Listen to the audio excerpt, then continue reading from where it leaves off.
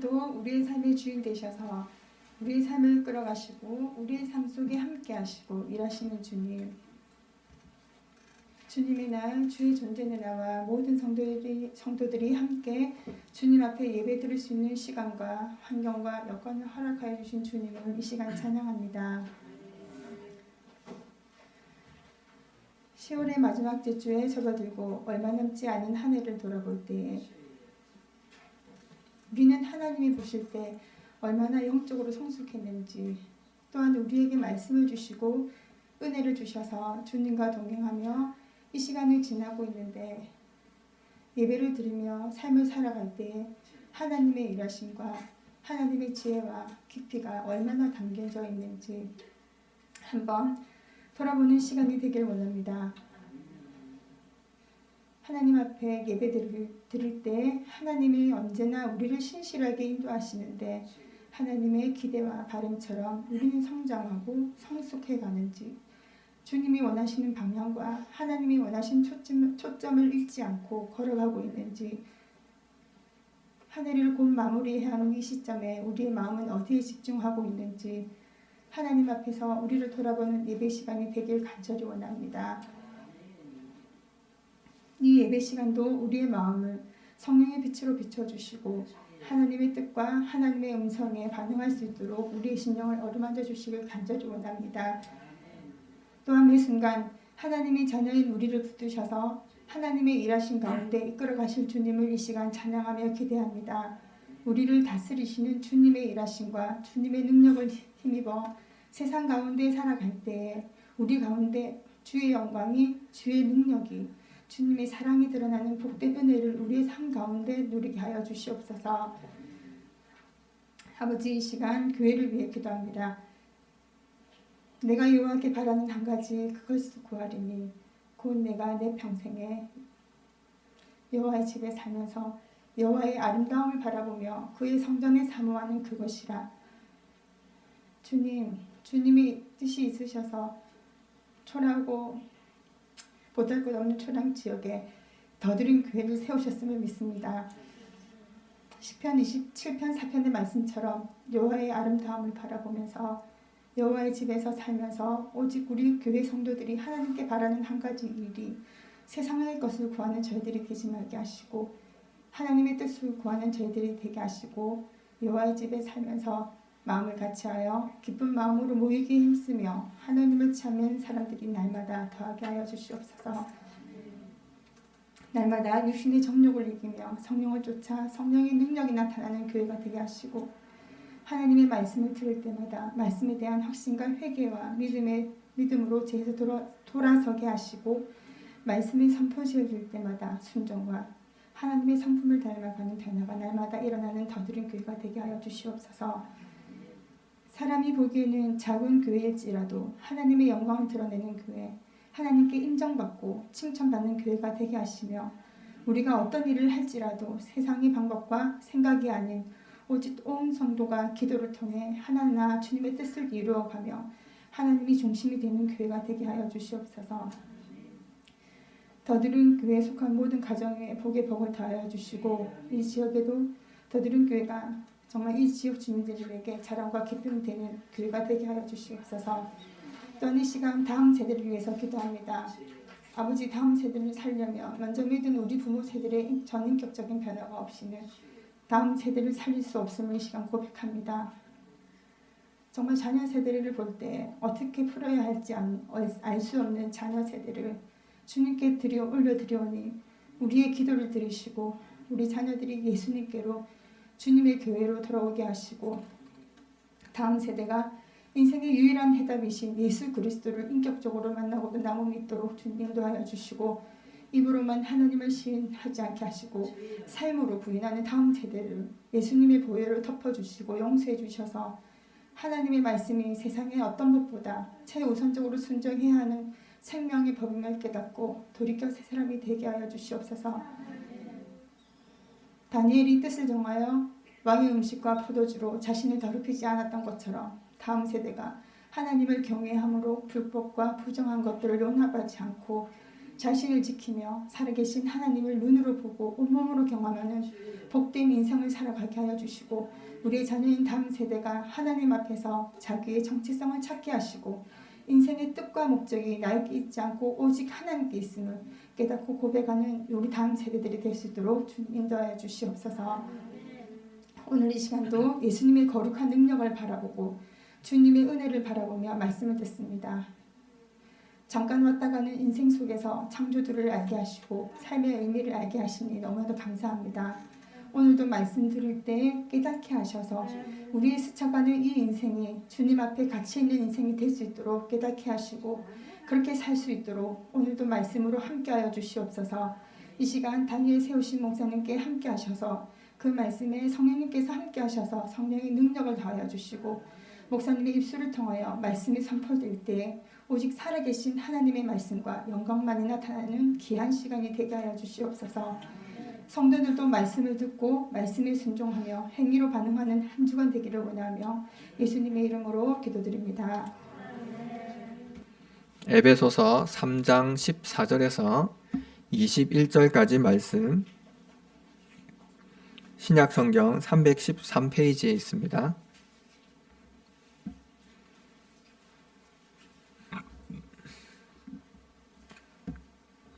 제가 봉독하겠습니다.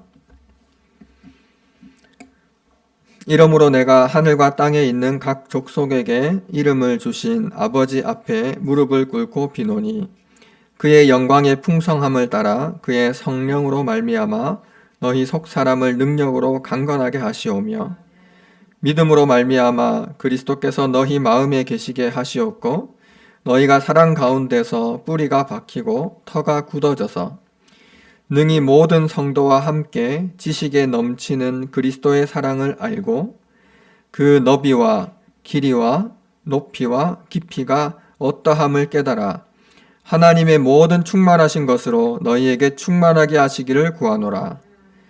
우리 가운데서 역사하시는 능력대로 우리가 구하거나 생각하는 모든 것에 더 넘치도록 능히 하실 이에게 교회 안에서와 그리스도 예수 안에서 영광이 대대로 영원 무궁하기를 원하노라. 아멘. 할렐루야. 하나님의 은혜와 평강이 충만하시기를 바랍니다. 요즘 우리 교회에 정말 감사한 일들이 많습니다. 특별히 지난 한 해를 돌아볼 때 많은 감사한 제목들이 있지만은 지금 여러 가지 좋은 소식들 이제 우리가 이렇게 함께 모여서 예배할 수 있는 은혜도 있지 않습니까? 근데 특별한 것의 은혜는 무엇이냐면 우리 기도가 살아나고 있다는 거예요. 우리 교회 기도가 살아나고 있다는 거예요. 그래서 기도회 때마다 예배할 때마다 이게 사람이 하는 기도가 아니라 성령님이 도우시는 그런 기도를 가지고 어떻게 보면은 지금 여러분들이 사력을 다해 기도해 정말 저러다 쓰러지겠다 싶을 정도까지 그렇게 기도하시는 그런 은혜가 임하는 것이 얼마나 감사한지 모르겠습니다. 근데 기도가 살면 이제 다 사는 건데 지난 금요일 어제 그제도 우리가 이제 금요 기도회가 있지 않습니까? 금요 기도회 때 예전과 다르게 굉장히 강한 힘이 오더라고요. 근데 저도 개인적으로 이제 기도하던 제목 중에 한 3가지 응답이 그냥 강력하게 오는 거예요. 그런 경험을 가끔 할 때가 있는데 아주 강력하게 하나님 몇 가지 말씀하시더라고요. 내가 분명히 열심히 기도하고 있는데 내 영 속으로 오는 응답이 있어요. 아주 강력하게 옵니다. 생각지 않은 그런 것들이 탁탁 이렇게 떠오르게 되는데 그런 은혜를 경험했고 또 한 1시간 반 이상의 기도를 이렇게 하는데 순식간에 지나가는 것 같은 마음 같아서는 밤을 새고 싶은 마음이 드는데 또 다음 날을 준비해야 되고 하니까 그런 기도에 은혜가 있었습니다. 우리가 에베소서를 이제 공부하고 있는데 바울은 하나님의 뜻에 따라 자기가 하나님의 사람으로 부름받았던 것을 찬송하면서 에베소서를 찬송하리로다 감격 속에서 그것도 감옥 속에 있는데 지금 죄수로서 하나님의 일을 위하여 죄수로서 이제 고난을 당하는 그 기쁨이 넘쳤던 거예요. 찬송하리로다 그렇게 외치면서 하나님이 주시는 이 세상에 없는 신령한 하늘의 축복, 하나님의 그 영광의 풍성함과 하나님의 모든 충만하심으로 상상할 수 없고 높이도 길이도 넓이도 그 심연도 영원함도 알 수 없는 그 하나님의 영원한 사랑을 이제 깨달으니까 이 찬송 이것을 좀 깨닫기 원한다 이렇게 말하면서 그 하나님의 사랑 예수 그리스도의 측량할 수 없는 사랑의 풍성함을 깨닫게 해달라고 이제 말씀의 가장 중요한 신앙의 교리적인 부분들을 이야기하죠. 그래서 1장부터 3장까지가 어려운 것 같아도 1장부터 3장까지의 내용이 심오하게 우리 안에 영으로 깨달아지게 되면은 그 다음부터 4장부터 6장까지 에베소서가 6장까지 있잖아요. 1장부터 3장까지는 지금 오늘까지가 굉장히 교리적으로 어떻게 보면 딱딱하고 사람이 이해할 수 없는 그런 내용들로 되어 있어요. 4장부터는 굉장히 쉽습니다. 4장부터는 아주 현실적이고 우리 삶 속에서 믿는 사람들이 오늘 바울의 이 마지막 기도, 이 기도의 내용처럼 하나님의 충만하신 것이 얼마나 크겠습니까? 하나님의 충만하신 것이 얼마나 영원하고 측량할 수 없고 그리고 깊이가 한이 없는 심연이겠어요. 그 충만하신 것으로 우리에게 충만하게 되기를 기도합니다. 그것을 우리가 실제로 이 삶에서 느끼고 누리고 살 수 있는 방법이 4장부터 6장까지 나오는 거죠. 그러니까 4장부터는 실제 실천편이에요. 어떻게 그것이 실제적으로 삶 속에서 누릴 수 있게 되는가 6가지 실천의 가장 중요한 강령을 이야기를 합니다. 제가 에베소서 서론을 하면서 그 6가지를 말씀을 드렸었어요. 그러니까 4장부터는 좀 쉬운 이야기가 나오는데 이 마지막 하나님의 신비한 은혜의 원리들을 기초도 신앙의 가장 중요한 기초들을 이야기하면서 마지막에 바울이 견딜 수 없어서 오늘 기도가 터져 나오는 거예요. 이 편지를 쓰다가 너무너무 감격하니까 감격과 함께 간절한 이 하나님의 은혜를 알게 해달라고 기도가 터져 나온 겁니다. 간구의 기도가 터져 나온 거예요. 그것이 오늘 마지막 14절부터 21절까지 있는 간절한 그 어떤 기도보다도 심오하고 또 우리가 하나님이 주시는 강한 영적인 그런 기도가 오늘 말씀의 주제인 거죠. 그 14절 말씀을 보면 이러므로 내가 하늘과 땅에 있는 각 족속에게 이름을 주신 아버지 앞에 무릎을 꿇고 비노니 그냥이 아니라 편지를 쓰다가 갑자기 무릎 꿇고 감격에 겨워서 기도한 내용을 쓰고 있어요. 위대한 부흥사였던 메트웬이라는 분은 이렇게 말했습니다. 하나님께서 그 백성을 축복하실 때는 무엇보다 먼저 기도하게 하신다. 그러니까 뭔가 하나님의 놀라운 일이 일어날 때는요. 누구를 통해서든 자신을 통해서든 기도가 먼저 갑니다. 기도하게 하세요. 그 문제를 위해서 기도하게 하세요. 기도 마음대로 되어지는 거 아니거든요. 내가 기도한다고 되어지는 것도 아니고요. 그러니까 내가 하는 기도가 있는데 성령이 내 안에서 하시는 기도가 있습니다. 성령이 도우시는 기도가 있어요. 이것을 기도를 우리 이 기도에 이제 들어갈 수 있어야 체험을 해야 될 수 있어야 되겠죠. 무엇보다 먼저 기도가 먼저 간다. 그러니까 기도는 일 중의 일이에요. 기도는 그리스도인의 일 중에 최고의 일입니다. 로마의 시인 오비디우스는 이렇게 말했습니다. 매일매일의 기도가 두려움을 내어 쫓는다. 우리 삶 속에 요즘 두렵고 힘들고 어려운 일이 많죠. 근데 그거 어떻게 거기서 소망을 얻고 살죠? 우리의 무기력함과 연약함을 어떻게 내어 쫓을 수가 있죠? 바로 소망과 용기가 솟아오르게 하시는 분, 내가 할 수 없는 능력이 올라오는 거예요. 그래서 성령의 능력이란 것은 이건 결코 나한테서 나올 수 없는 것이 나올 때 이게 능력이라고 생각이 되는 거죠. 이건 내가 할 수 없어. 도저히 나라는 사람으로서는 나올 수 없는 건데 할 수 없는 건데 하는 것이 되어집니다. 그걸 성경에서 말하는 하나님의 능력이라고 하는 거예요. 성령의 능력이라고 하는 거예요. 이 성령께서 나를 도우시는 기도는요. 사람의 지식과 지혜로는 알 수 없는 것들을 깨닫게 하고 인간의 한계를 뛰어넘게 합니다. 한계가 뛰어넘어지는 게 느껴집니다. 우리나라의 지금 미국의 교수님인데 세계 최초로 마이크로 모터를 개발한 교수님이 계세요. 안종혁이라고 길갈이라는 책을 썼습니다. 자, 이분이 그냥 제가 알기로는 이나 아마 옛날에 공대 야간을 나와가지고 어떻게 미국의 가장 유명한 세계적인 학자가 됐겠습니까? 어머니가 기도를 많이 하셨는데 이 마이크로 모터라는 건 뭐냐면 이 반도체 칩에 들어가는 그 칩 속에 들어있는 모터예요. 그러니까 거기서 에너지를 내도록 만드는 모터를 세계 최초로 개발을 했습니다. 개발하고 연구하고 연구해도 문제를 풀어낼 수가 없는 거예요. 근데 이분이 어느 날 기도하는데 간절히 기도하는데 새벽기도 안 빠지는 분이에요. 대학 교수인데도 새벽기도 안 빠집니다. 얼마나 유명한 대학의 교수인지 몰라요. 그런데도 기도하고 금요일날 기도하는 기도 모임은 안 빠지는 분이에요. 이 기도의 능력을 알기 때문에.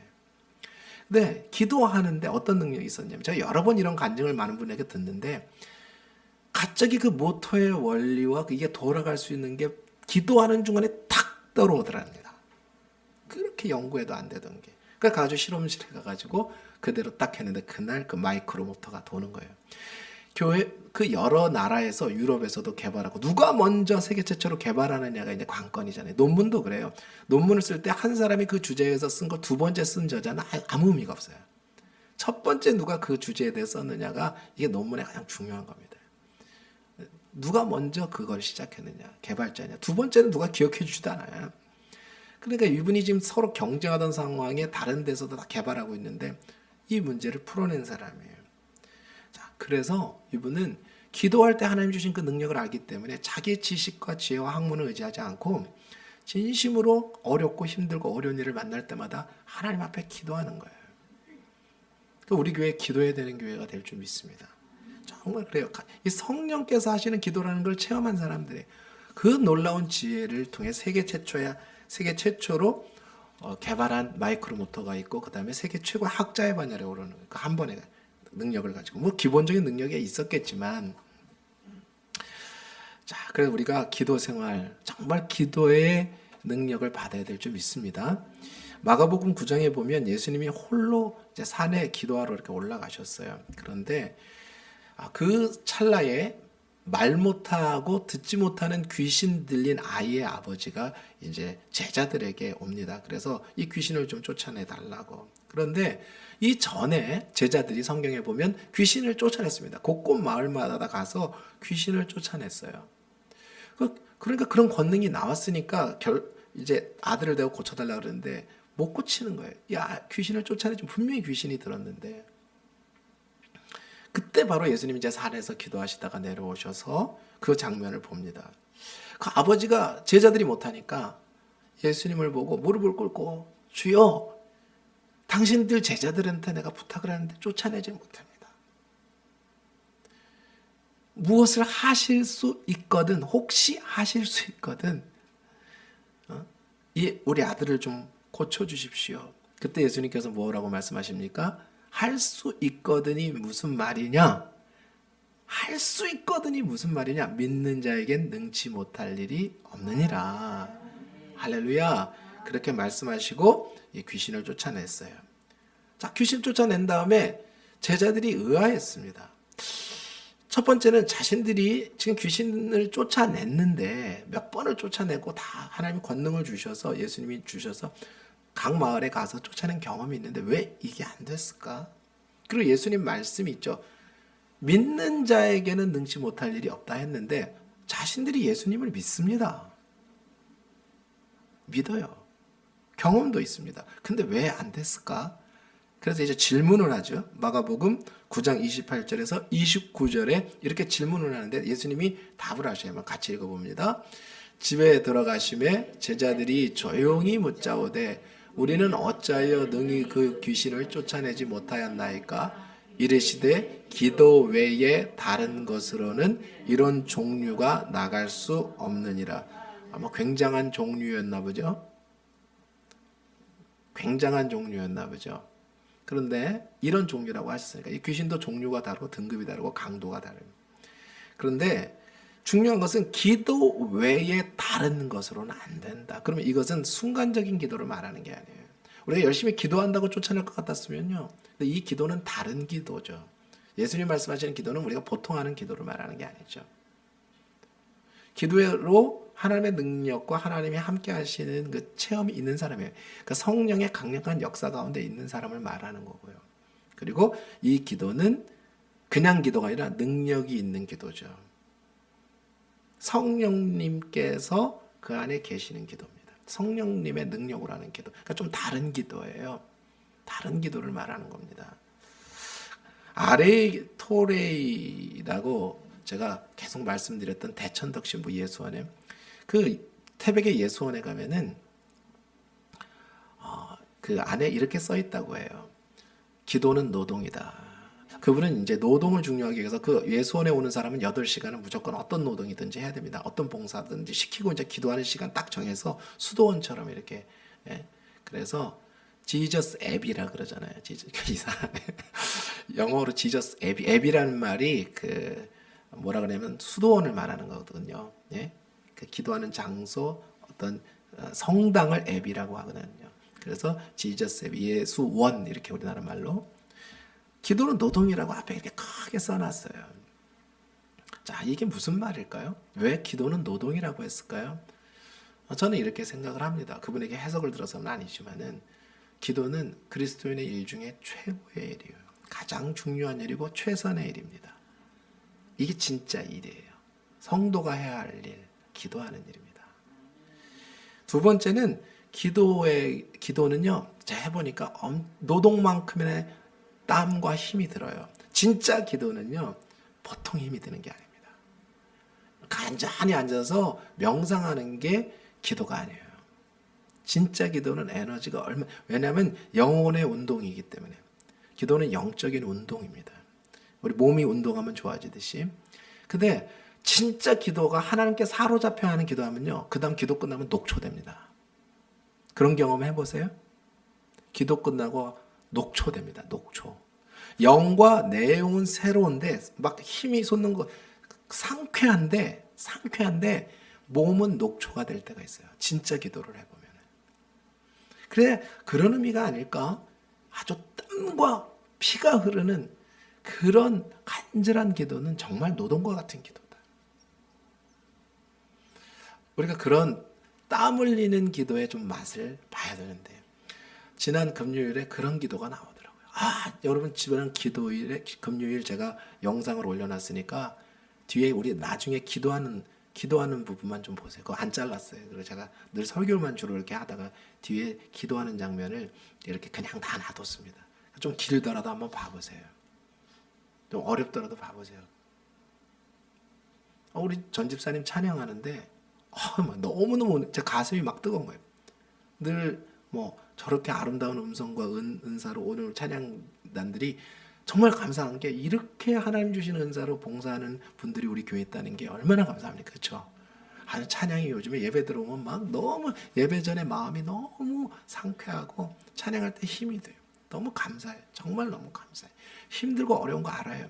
근데 하나님 앞에 헌신하러 일찍 나와서 준비하고 하는 게 너무 감사해요. 근데 찬양하시는데 제가 막 가슴이 뜨거운 거예요. 찬양해서 막 가슴이 느껴지는 거예요. 그 찬양 속에 막 기도의 간절함이 느껴지니까 막 그냥 전파가 돼버리는 거예요. 그런데 오늘 이제 말씀을 보니까요. 그냥 하나님께 기도한다고 하면 되는데 오늘 14절에 이렇게 먼저 앞에 이름이 하나님 아버지 앞에 이런 말이 붙어 있어요. 이러므로 내가 하늘과 땅에 있는 각 족속에게 이름을 주신 아버지 하나님. 하늘과 땅에 있는 각 족속에 이름을 주셨다는 말이 첫 번째가 딱 나옵니다. 너무너무나 감격 속에서 나오는 성령의 기도 속에 이 말이 가장 앞에 붙어 있어요. 뭘 깨달은 겁니까? 하나님은요, 유대인만의 하나님이 아니고 나의 하나님만이 아니고 온 세계 민족 각 민족의 하나님, 세계 민족의 하나님이라는 거예요. 모든 사람의 하나님이시라는 거예요. 이름은 누가 짓습니까? 부모가 짓잖아요. 그렇죠? 부모는 한마디로 그 이름이 사랑이에요. 하나님이 저 이방 민족도 사랑하시는구나. 하나님께서 모든 사람을 아끼시는구나. 각 민족을 아끼시는구나. 그 우리는 어떻게 보면 잘 사는 거를 이렇게 좋다고 생각할지 모르지만은 천만에요. 이렇게 발전된 좋은 도시에서 사는 게 편한 것 같은데 이 거쪽 편한 것 같은데 어떻게 보면은요 그게 그렇게 어느 세일즈맨의 죽음이라고 예전에 이 산업 사회 속에서 있었던 병폐를 얘기합니다. 진짜 행복한 사람들은 누굽니까? 아프리카 원주민이에요. 그분들은 사냥 한번 하면 5일 놀아요. 한 마리 잡아놓으면 5일 동안 그냥 먹고 놀아요. 한 마리 잡고 또 애들하고 뭐 물고기 잡으러 다니고 매일이 레저야. 걔네들은 매일매일 레저의 삶을 살고 있어요. 우리는 개미처럼 죽으라고 다람쥐처럼 도는데 중동에 어느 나라의 베두인이라고 그랬잖아요. 유목민들 이렇게 양치는 유목민들 천막 치면서 돌아가는 우리 그 사람들 불쌍하게 생각하잖아요. 그래서 하브루는 잘 사는 나라가 이제 사우디가처럼 잘 사는 나라가 아파트를 지었어요. 베두인들 좀 제발 좀 이제 좀 잘 살게 해. 우리 돈도 많으니까 저렇게 살지 마라. 아파트 줘가지고 그 지역에 살게 해줬었는데 베두인들이요 아파트에 안 살고 어느 날 가보니까 전부 아파트에다가 양 넣고 염소 넣어놨더래. 왜 그런가 했더니 우리는 이런 데서 못 산다. 우리는 못 산다 답답해서. 그리고 다 바깥에서 천막에서 살고 우리는 자유로운 이곳에서 멋지게 살지 왜 상작각 안에서 저러고 사냐. 그리고 전부 양하고 염소 넣어놨더래요 아파트 안에가. 우리는 웃지만 저 사람들은 진짜 답답한 거예요. 상작가게에서 사는 게. 그 자유롭게 막 그냥 그렇게 편안하게 자연과 더불어 사는데 알래스카 남극에 사는 사람들 추워서 뭐 어렵고 힘들다고요. 정말해요. 이 사람들 도시에 갔다 오면 다 이런 얘기합니다. 내가 살았던 동네가 너무 좋다. 여기가 좋다. 어떻게 복잡한 도시에서 살지? 저 사람들 어떻게 저러고 살지? 우리는 답답해서 못 살겠다 그래요. 하나님이 내게 주신 것이 가장 좋은 것이에요. 각 나라 각 족속에게 하나님이 이름을 줬다는 건 아프리카 산다고 좀 경제적으로 모자르다고 부족하다고 불행한 게 아니잖아요. 세상에서 제일 행복한 도시가 인도의 캘커타랍니다. 시티 오브 조이라고 그러잖아요. 기쁨의 도시. 천민들이 가장 가난하게 사는데 행복도가 그렇게 높대요. 무슨 말을 하고 있는 거죠 지금 그게? 그래서 하나님께서 내게 줄로 재어 주신 구역은 아름다운 곳에 있으며 실로 나에게 주신 지역이 아름답다. 자기가 사는 지역을 하나님의 나라로 만들면요 그것이 곧 행복이에요. 우리에게 재어 주신 구역이 초량동입니다. 여기 행복한 동네로 만들고 우리 교회가 빛이 되면 돼요. 여기 윤택하게 만들면 돼요. 그거를 하나님이 그렇게 하시는 거예요. 자, 이사야 40장 26절 보겠습니다. 이사야 40장 26절 함께 읽어볼까요? 너희는 눈을 높이 들어 누가 이 모든 것을 창조하였나 보라. 주께서는 수요대로 만상을 이끌어내시고 그들의 모든 이름을 부르시다니 그의 권세가 크고 그의 능력이 강함으로 하나도 빠짐이 없느니라. 하나님이요 이 모든 만상에 세상에 우리가 모든 것에 이름을 붙이고요. 풀 하나 들풀 하나도 이름이 있더라고요. 사람도 그래야 할진데 하나님도 세계 각 민족과 우리들에게 이름을 부르시고 우리를 이름으로 부르신대요.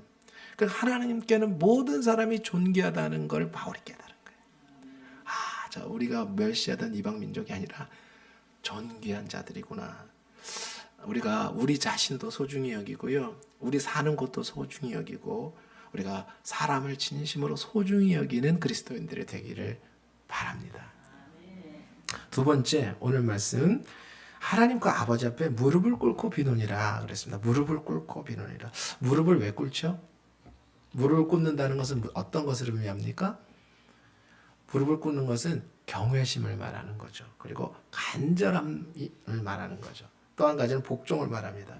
그러니까 무릎을 꿇는다는 것은 내 운명을 하나님께 맡긴다는 말이에요.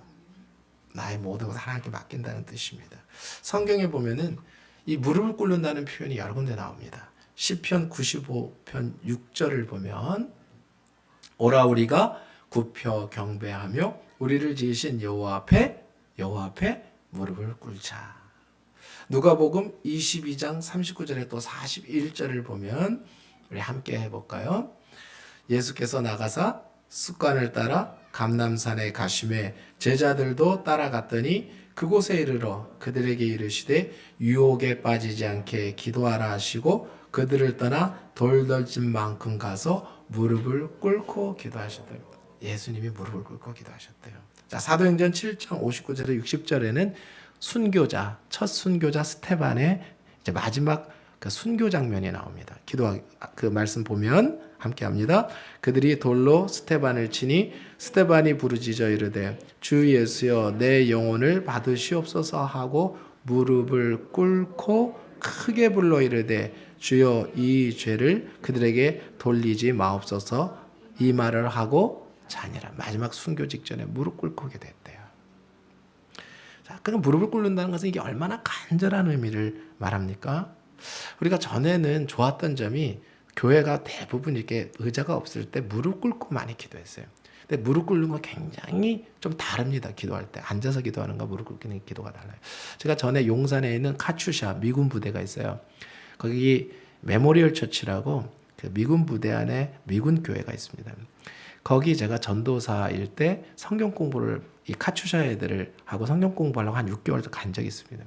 그 교회 가면 특이한 게 의자 뒤쪽에 이렇게 뭐가 이렇게 돌리면 딱 이렇게 방석처럼 이렇게 싹 나오게 돼 있어요. 그게 뭐냐면 기도할 때는 이렇게 딱 무릎을 꿇고 앞에서 이렇게 딱 꿇으면 뒷 의자에서 무릎을 딱 꿇고 그 쿠션처럼 돼 있어가지고 탁 돌리면 내가 나중에 목회하면 이런 거 만들어야 된다 싶더라고요. 왜냐하면 그때는 기도할 때는 항상 이걸 빼고 무릎을 꿇고 기도하는.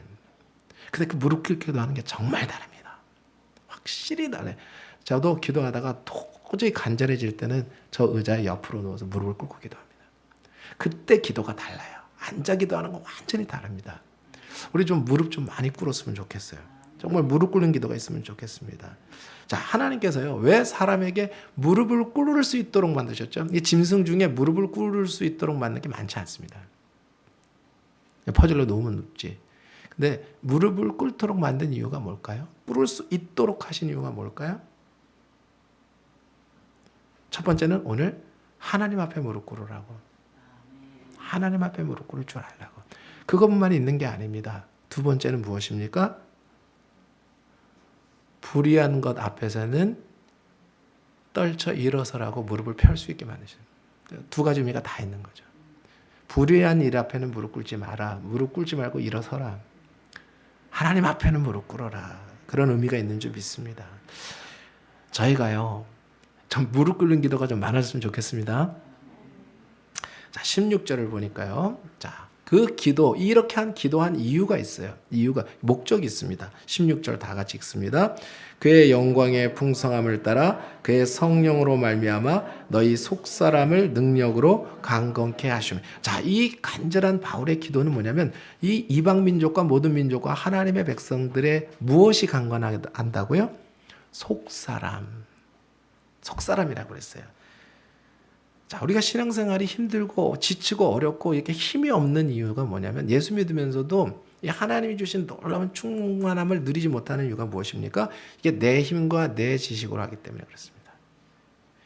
그래서 하나님이 도우시는 힘으로 하나님의 능력이 오면 이 바울의 첫 번째 기도의 주제가 뭐냐면 성도들한 기도의 주제가 뭐냐면 속사람을 강건케 해요. 속사람을 강건케 하더라. 이 속사람은요, 겉사람과 비교할 때 이제 진짜 의미가 생겨지죠. 낮은 밤과 비교하고 빛은 어둠과 비교할 때 이게 의미가 드러나는 것처럼. 자, 겉사람은 뭡니까? 그 사람의 외모와 학력과 이미지, 이렇게 보는데 겉보는 이미지. 첫모습, 첫인상. 우리는 겉사람에 많이 속죠. 겉사람만 보면 속을 때가 많아요. 근데 그 사람을 이제 사귀고 깊이 들어가다 보면 그 사람이 이제 속사람이 나오게 되죠.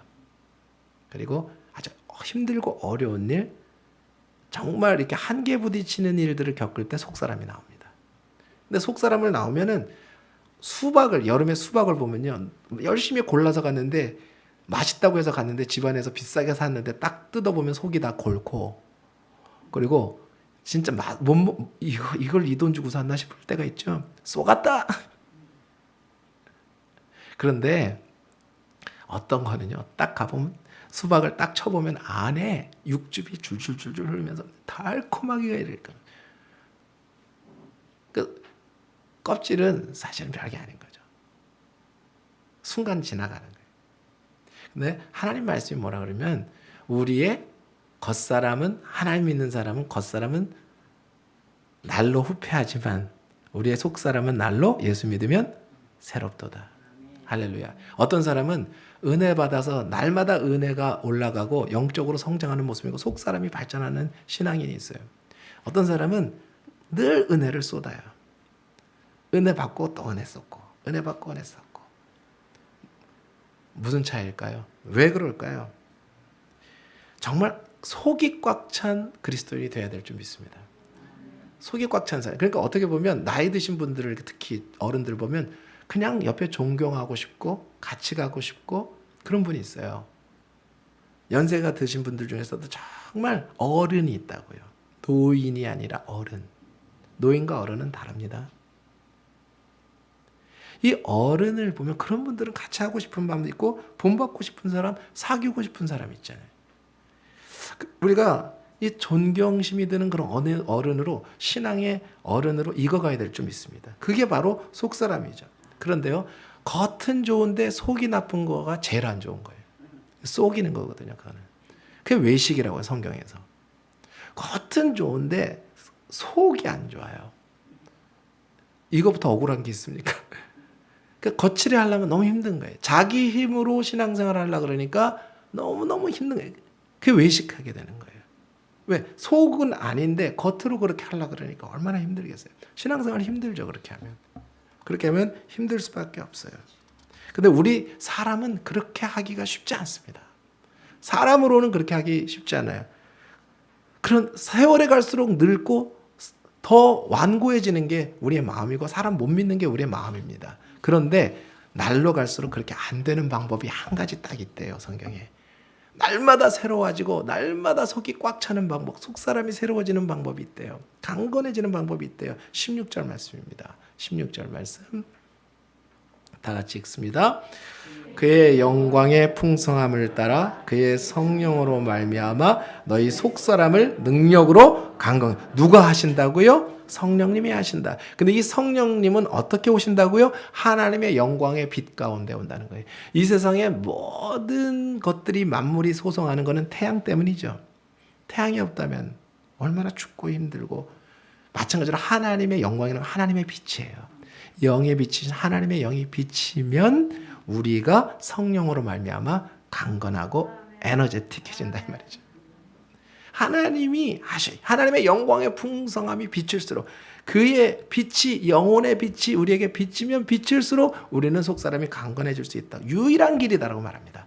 유일한 길. 자, 스가랴 4장 6절에 또 말씀합니다. 다 같이 볼까요? 그가 내게 대답하여 이르되 여호와께서 스룹바벨에게 하신 말씀이 이러하니라. 만군의 여호와께서 말씀하시되 이는 인간의 힘으로 되지 아니하며 사람의 지혜와 능력으로 되지 않으면 무엇으로요? 오직 나의 영으로 되느니라. 아멘. 이 하나님의 능력, 속사람이 새로워지는 능력이 어디서 온다고요? 하나님의 영광의 풍성함에서 온다.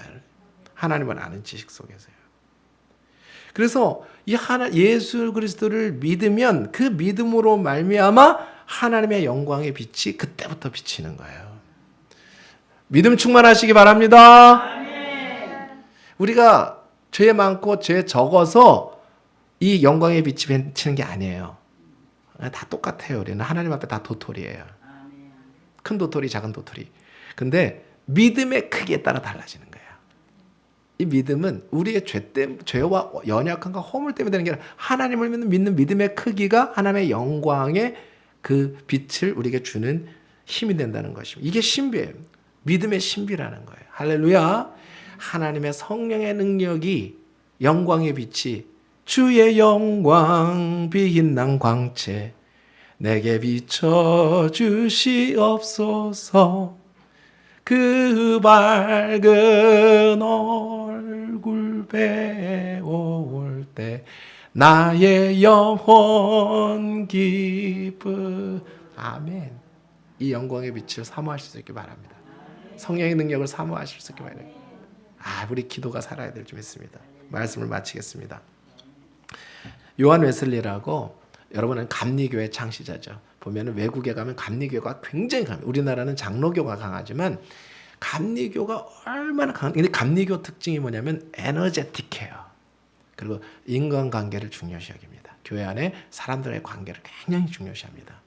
이 감리교가 참 대단한 일을 했는데 이 감리교를 창시한 요한 웨슬레는 원래 성공의 사제였습니다. 그런데 그 요한 웨슬레 시대에 산업혁명이 일어나니까 사람들이 갑자기 산업화되면서 윤리 도덕성이 타락하기 시작하는 거예요. 그리고 사람들이 자꾸 거칠어지는 거예요. 이 도시화되면서 거칠어지기 시작하는 거예요. 그때 신앙 지키기 위해서 이 어릴 때부터 어머니의 신앙을 받고 컸던 이 요한 웨슬레가요, 최선을 다해 인간적으로 노력해 봅니다. 그리고 자기는 사제니까 얼마나 열심히 합니까?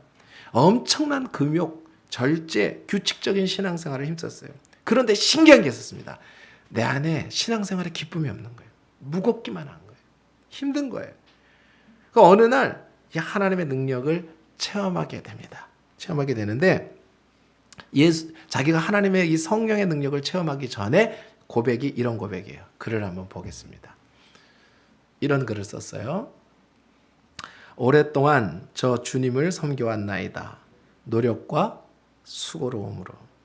그러나 무익하게 금식하고 기도하고 당신의 말씀을 읽고 선포되는 것을 들었나이다.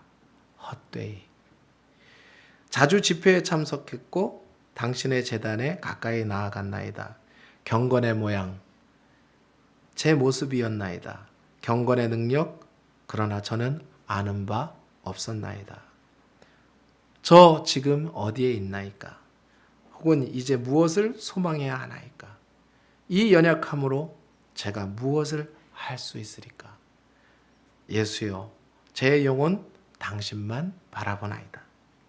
이 영혼 당신께서 새롭게 만드셔야겠나이다. 자기가 예수님 정말 하나님의 영광의 충만함을 경험하기 전에 이런 고백을 해요. 사제였는데도 불구하고. 그런데 어느 날 이 사람이 그냥 지친 몸을 일구고 모라비안 교도들의 예배를 갑니다. 모라비아는 옛날에 보헤미아라 그러죠. 보헤미아와 지금의 체코입니다. 체코 지역에 있었던 신앙인들을 말하는데 그 예배에 들어갔는데 어느 분이 이름도 안 모르는 분이 로마서의 서론을 읽었어요. 루터가 쓴 서론을 그냥 읽었을 뿐입니다. 그 읽을 때 이것이 강력하게 자기 마음에 파고들어요. 영혼에 치고 들어옵니다. 그때 고백을 이렇게 얘기해요. 우리 다 함께 읽어볼까요? 나는 내 마음이 이상하게 뜨거워지는 것을 느꼈다. 그리스도께서 나의 죄, 바로 내 죄까지 씻어주셨고 죄와 사망의 법에서 나를 구원하셨다는 확신이 내 안에 생겼다. 그 경험, 뭐 대단한 건 아니었지만 뭔가 내 안에 확실히 뭐가 새로운, 완전히 내 안에 뭔가 새로운 이 깨달음과 능력이 들어온 걸 느낀 거예요. 그 다음에 이제 고백을 하는 거죠. 그 다음부터 이 사람의 삶이 완전히 달라집니다. 나는 그분이 주시는 알 수 없는 평안을 받았도다. 그리고 그분의 피가 뿌려졌음을 느끼는도다. 그리스도 안에서 그가 우리 위에 돌아가셨음을 믿는 우리, 말할 수 없이 그 마음 부풀어 오르도다. 영광과 하나님으로 가득히. 그 사랑, 진리의 사랑, 우리의 마음속에서 발견되는 그분의 사랑, 이 땅의 모든 것들을 향한 우리의 사랑, 그 사랑을 훨씬 뛰어넘는 우리를 향한 그분의 사랑, 바로 그 사랑, 우리의 마음속에서, 내 마음속에서 그게 발견되도다. 따라서 감히 죽음의 저 무딘 창끝을 맞설 수 있게 되도다. 이젠 죽음도 안 두렵다. 죽음 혹은 지옥보다 더 강력한 사랑, 이 신비한 힘을 우리 증거하도다. 그리고 이 세상의 정복자인 우리 하늘에 이제는 하늘의 사람으로 거하도다. 아멘. 그 사랑 안에 거하는도다. 요한 웨슬레의 고백이에요. 그 글을 통해 놀라운 하나님의 역사가 일어납니다. 저와 여러분에게 이 하나님의 영광의 빛이 충만하게 비추시기를 축원합니다. 영원한 것은 하나님의 사랑밖에 없어요. 그래서 우리가 우리의 속사람이 하나님의 영광의 빛으로 충만하게 되고 날마다 새롭고 강건해지실 수 있기를 우리 함께 기도하고 그렇게 살아갈 수 있게 예수님의 이름으로 축원합니다. 우리 찬송하고 기도하겠습니다.